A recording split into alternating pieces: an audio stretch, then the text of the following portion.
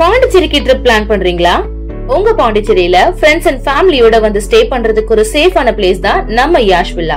Group stay, கப்பல் ஸ்டேக்கு ஏத்த மாதிரி இருக்க இந்த 3 BHK வில்லால இருக்க எல்லா ரூம்லயும் ஏசி, டிவி, அட்டாச்ட் பாத்ரூம்னு ஃபுல்லி ஃபர்னிஷ் ஆகி ரொம்ப நீட்டா மெயின்டைன் பண்ணிட்டு இருக்காங்க. தேவைப்பட்டா சமைச்சுக்க கிச்சன்ல எல்லா யூட்டன்சில்ஸும் இருக்கு. அது மட்டும் இல்லங்க, ஆர்டர் பண்ணா homemade food, car and bike rent கூட ரெடி பண்ணி தராங்க. வாக்கபிள் டிஸ்டன்ஸ்ல veg and nonveg hotel, KFC chicken and super மார்க்கெட்ஸும் அவைலபிளா இருக்கு. கார் பார்க்கிங்கோட இருக்க நம்ம யாஷ் வில்லா பாண்டிச்சேரியோட சென்டர்ல இருக்கிறதுனால இங்க இருந்து 5 கிலோமீட்டர்ஸ்ல எல்லா டூரிஸ்ட் அட்ராக்ஷன்ஸையும் ஈஸியா ரீச் பண்ணிடலாம். இன்னும் எங்க வெயிட் பண்ணிட்டு இருக்கீங்க? உங்க ஸ்டேக்கு 9952421750 இந்த நம்பருக்கு கால் பண்ணுங்க. உங்க ஸ்டேவை கன்ஃபார்ம் பண்ணிக்கோங்க.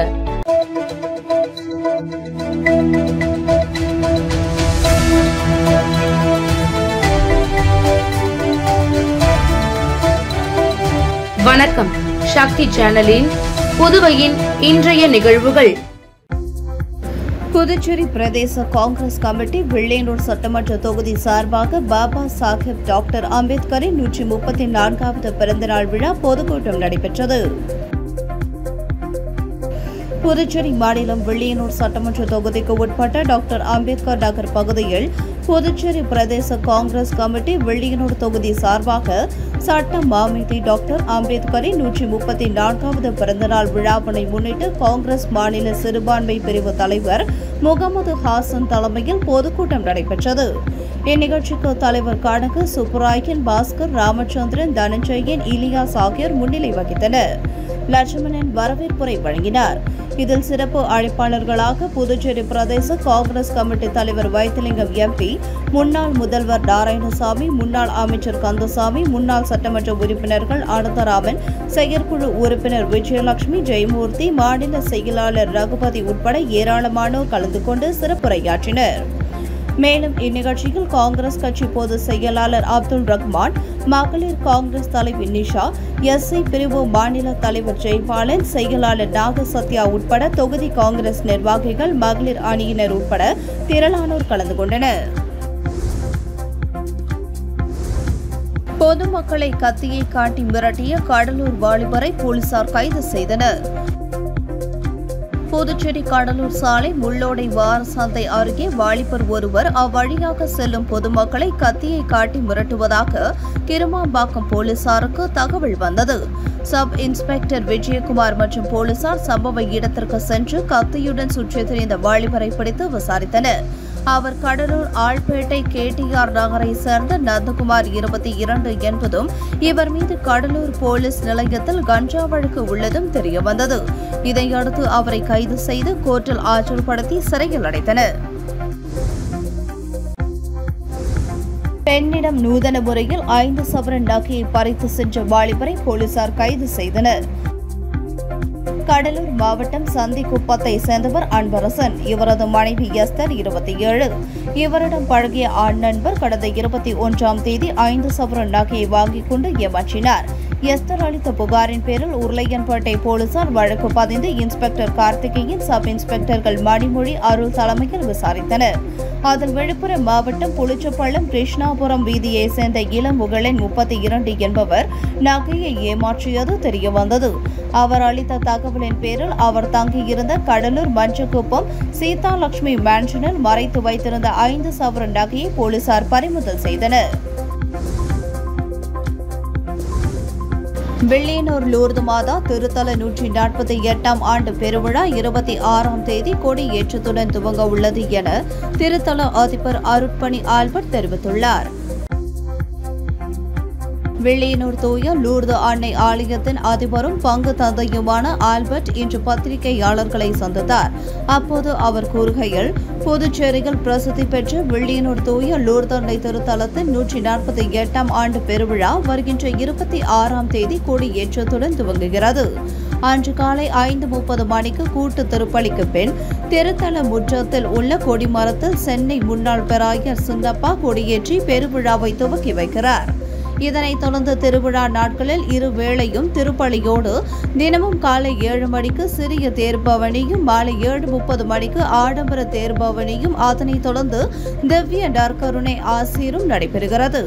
இதன் தொடர்ச்சியாக மே 3ஆம் தேதி மாலை 6 மணிக்கு சேலம் மறை மாவட்ட ஆயர் ராயப்பன் தலைமையில் திருவிழா முன்மாலை கூட்டு திருப்பலி நடைபெறுகிறது.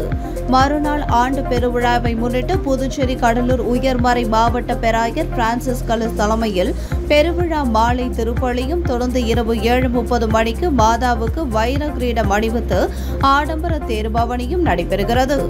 ஏற்பாடுகளை அதிபர் தந்தை ஆல்பர்ட் தலைமையில் வில்லியனூர் தூய லூர்து ஆண்டை திருத்தல தந்தையர்கள் Alvin Anbarasu, Dominic Savio, Alexis, அருட் சகோதரிகள், பங்கு சபையினர், இளைஞர் இயக்கத்தினர், பக்த சபையினர், விழா குழுவினர் மற்றும் வில்லியனூர் பங்கு இறைமக்கள் செய்து வருகின்றனர். புதுச்சேரியில் கட்டி முடிக்கப்பட்ட புதிய பேருந்து நிலையம் முதல்வர் ரங்கசாமி நேரில் ஆய்வு செய்தார். புதுச்சேரியில் கட்டி முடிக்கப்பட்டுள்ள புதிய பேருந்து நிலையத்தை முதல்வர் ரங்கசாமி இன்று நேரில் ஆய்வு செய்தார்.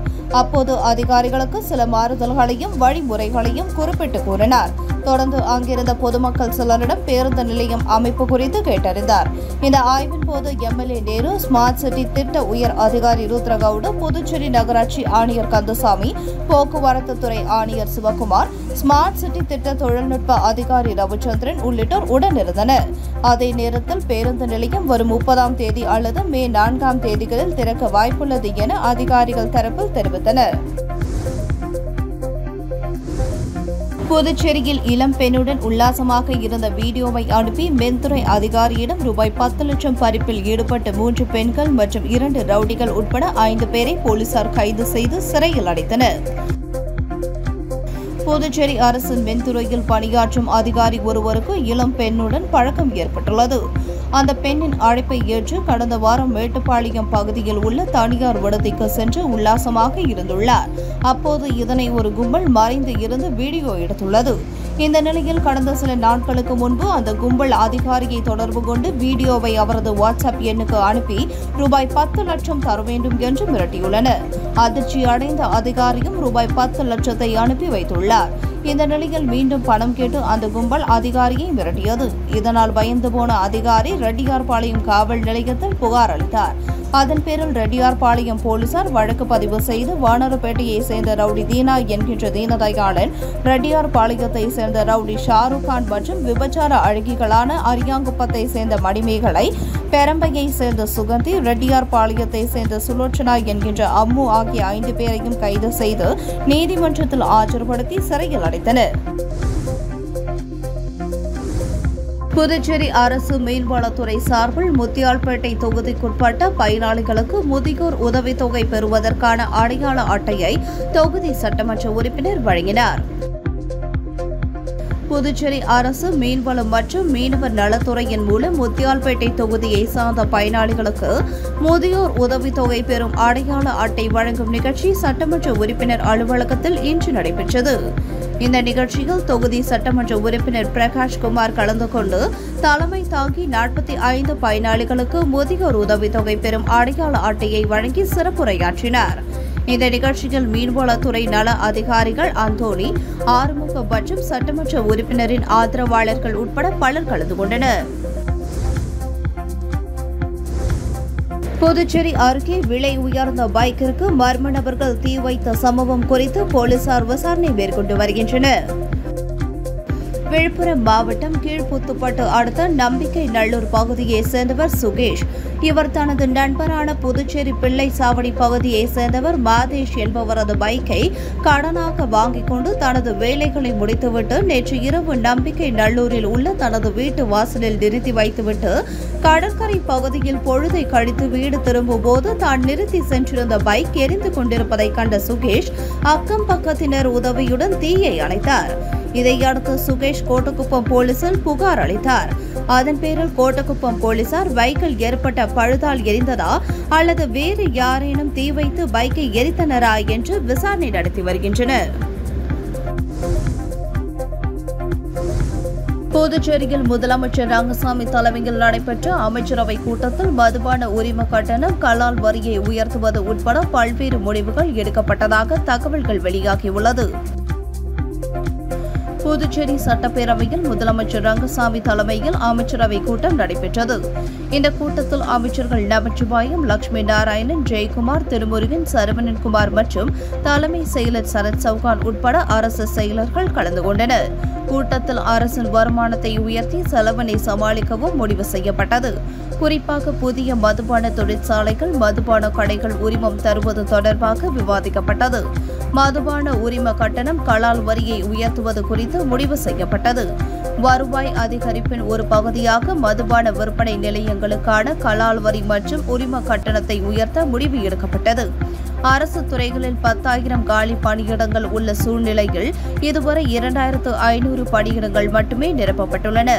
இன்னும் ஓராண்டுக்குள் உள்ள சூழ்நிலையில் அனைத்து அரசு பணியிடங்களையும் நிரப்ப ஆலோசிக்கப்பட்டது. LTC உள்ளிட்ட அரசு பணியிடங்கள் விரைந்து நிரப்புவது, அதற்கான தடைகளை களைவதுமாக குறித்து கேபினெட்டில் விவாதித்து முடிவு எடுக்கப்பட்டது. புதுச்சேரியில் ஏலச்சீட்டு நடத்தி ரூபாய் 30 லட்சத்திற்கு மேல் மோசடி செய்துவிட்டு தலைமறைவான தாய் மற்றும் மகள் மீது வழக்கு பதிவு செய்து பணத்தை மீட்டு தரக்கோரி பாதிக்கப்பட்டவர்கள் மேட்டுப்பாளையம் காவல் நிலையத்தை முற்றுகையிட்டு தர்ணா போராட்டத்தில் ஈடுபட்டதால் பரபரப்பு ஏற்பட்டது. புதுச்சேரி குருமாம்பேட் சிவசக்தி நகரை சேர்ந்தவர்கள் செல்வி மற்றும் அவரது மகள் ராமலட்சுமி.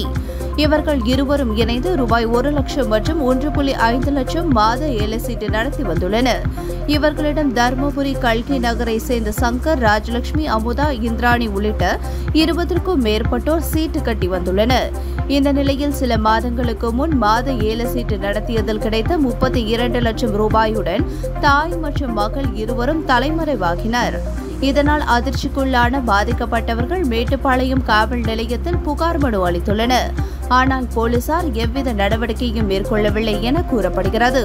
இந்நிலையில் பாதிக்கப்பட்ட 20க்கும் மேற்பட்டவர்கள் நேற்றிரவு திடீரென மேட்டுப்பாளையம் காவல் நிலையத்தை முற்றுகையிட்டு தங்கள் பணத்தை ஏமாற்றிவிட்டு தலைமறைவாக உள்ள செல்வி மற்றும் ராமலட்சுமி ஆகிய இருவர் மீதும் உடனடியாக வழக்கு பதிவு செய்து தங்களது பணத்தை மீட்டு தரக்கோரி காவல் நிலைய வாயிலில் அமர்ந்து தர்ணாவில் ஈடுபட்டனர். இதனால் மேட்டுப்பாளையம் காவல் நிலைய வளாகத்தில் சிறிது நேரம் பரபரப்பு ஏற்பட்டது. இதையடுத்து பாதிக்கப்பட்டவர்களை போலீசார் அழைத்து பேசி உரிய நடவடிக்கை எடுக்கப்படும் என உறுதியளித்ததைத் தொடர்ந்து அவர்கள் கலைந்து சென்றனர்.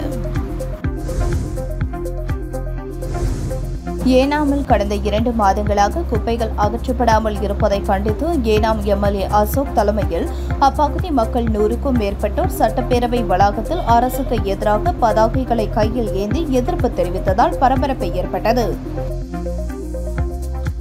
ஏனாமில் குப்பைகளை கொட்டுவதற்கு மாற்று இடம் ஏற்படுத்தி தராத புதுச்சேரி அரசை கண்டித்தும் வீதிகளில் தேங்கி கிடக்கும் குப்பைகளை உடனடியாக அகற்ற வலியுறுத்தியும் ஏனாம் தொகுதி சுயேட்சை சட்டமன்ற உறுப்பினர் கொல்லப்பள்ளி சீனிவாஸ் அசோக் தலைமையில் 100க்கும் மேற்பட்ட ஏனாம் தொகுதி மக்கள் இன்று புதுச்சேரி சட்டப்பேரவைக்கு வந்தனர். தொடர்ந்து அவர்கள் குப்பைகளை அகற்றாததை கண்டித்து கையில் பதாகைகளை ஏந்தியவாறு அமைதியான முறையில் அரசுக்கு எதிர்ப்பு தெரிவித்தனர். தொடர்ந்து முதல்வர் ரங்கசாமியை சந்தித்து புகார் மனு அளித்தனர். மேலும் இன்றுக்குள் குப்பைகளை அகற்றாவிட்டால் நாளை முதல் சட்டப்பேரவை வளாகத்திற்குள் சட்டமன்ற உறுப்பினர் தலைமையில் தொடர் உண்ணாவிரத போராட்டத்தில் ஈடுபட உள்ளதாக தெரிவித்துள்ளனர். பெண்களின் படங்களை மார்பிங் செய்து சமூக வலைதளங்களில் வெளியிட்டு படம் பறித்த தென்காசி வாலிபரை போலீசார் கைது செய்தனர். புதுச்சேரியை சேர்ந்த ஒருவர் தனது மனைவியை சமூக வலைதளத்தில் ஆபாசமாக சித்தரித்துள்ளதாக சைபர் கிரைம் காவல் நிலையத்தில் புகார் அளித்தார். அதன் பேரில் இன்ஸ்பெக்டர்கள் தியாகராஜன், கீர்த்தி தலைமையிலான போலீசார் விசாரணை மேற்கொண்டனர். அதில் பெண்ணின் புகைப்படத்தை சமூக வலைதளத்தில் ஆபாசமாக சித்தரித்தது தென்காசி மாவட்டம் வீரசிகாமணியை சேர்ந்த மனோகர் 23 என்பது தெரியவந்தது.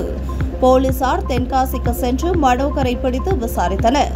அவர் புதுச்சேரி பெண் உள்ளிட்ட பல பெண்களின் புகைப்படங்களை பேஸ்புக்கில் இருந்து திருடி அதனை மார்பிங் செய்து சமூக வலைதளங்களில் வெளியிட்டு பணம் பறித்ததை ஒப்புக்கொண்டார். அதையடுத்து புகைப்படத்தை மார்பிங் செய்ய பயன்படுத்திய கருவி, மொபைல் போன்களை பறிமுதல் செய்தனர். மனோகரை கைது செய்து நீதிமன்றத்தில் ஆஜர்படுத்தி சிறையில் அடைத்தனர். சிலிண்டர் விலை உயர்வை கண்டித்து மார்க்சிஸ்ட் கம்யூனிஸ்ட் கட்சி சார்பில் வெள்ளியனூர் பகுதியில் கண்டன ஆர்ப்பாட்டம் நடைபெற்றது. மார்க்சிஸ்ட் கம்யூனிஸ்ட் கட்சி வில்லியனூர் தொகுதி குழு சார்பில் சிலிண்டர் விலை உயர்வை கண்டித்து கண்டன ஆர்ப்பாட்டம் வில்லியனூர் பகுதியில் நடைபெற்றது. வில்லியனூர் தொகுதி செயலாளர் ராமமூர்த்தி தலைமையில் நடைபெற்ற ஆர்ப்பாட்டத்தில் நடராஜன், தமிழ்செல்வன், மாதர் சங்கம் சத்யா ஆகியோர் முன்னிலை வகித்தனர். ஆர்ப்பாட்டத்தில் 50க்கும் மேற்பட்ட மார்க்சிஸ்ட் கம்யூனிஸ்ட் கட்சியினர் கலந்து கொண்டு உயர்த்தப்பட்ட சிலிண்டர் விலையை திரும்பப் பெற வலியுறுத்தியும் மத்திய மாநில அரசுகளை கண்டித்து கண்டன கோஷங்களை எழுப்பினர். புதுச்சேரியில் மோசடி கும்பலிடம் 7 பேர் 3.90 லட்சம் ரூபாய் ஏமாந்துள்ளனர். டெலிகிராம் மூலம் தொடர்பு கொண்ட நபர் வீட்டில் இருந்தபடி ஆன்லைனில் அதிகம் சம்பாதிக்கலாம் என கூறினார். இதை நம்பிய அவர் மர்ம நபர் தெரிவித்தபடி ஆன்லைனில் 2,79,000 ரூபாய் முதலீடு செய்து அவருக்கு கொடுக்கப்பட்ட பணிகளை முடித்துள்ளார். பின் அதில் சம்பாதித்த பணத்தை எடுக்க முயன்றபோது முடியவில்லை. அதன்பின் அந்த மர்ம நபரையும் தொடர்பு கொள்ள முடியாததால் அவர் ஏமாற்றப்பட்டது தெரியவந்தது. ரெட்டியார் பாளையத்தை சேர்ந்த பெண் ஒருவர் 27,000, மேரி உழவர்கரையை சேர்ந்த நபர் 21,000, பூர்ணாங்குப்பத்தை சேர்ந்தவர் 18,500, லாஸ்பேட்டையை சேர்ந்தவர் 25,000, முதலியார்பேட்டையை சேர்ந்தவர் 8,000, தட்டாஞ்சாவடியை சேர்ந்த பெண் 11,500 என மொத்தம் 7 பேர் மோசடி கும்பலிடம் 3,90,000 ரூபாய் இழந்துள்ளனர். இதுகுறித்த புகார்களின் பேரில் சைபர் கிரைம் போலீசார் வழக்கு பதிந்து விசாரித்து வருகின்றனர். உங்கள் சக்தி சேனலின் புதுவையின் அன்றாட நிகழ்வுகளை உடனுக்குடன் தெரிந்து கொள்ள சக்தி சேனல் புதுச்சேரி யூடியூப் சேனலை சப்ஸ்கிரைப் செய்து கொள்ளுங்கள். மறக்காமல் பெல் பட்டனையும் கிளிக் பண்ணுங்க, ஷேர் பண்ணுங்க, லைக் பண்ணுங்க. உங்கள் சக்தி சேனல்.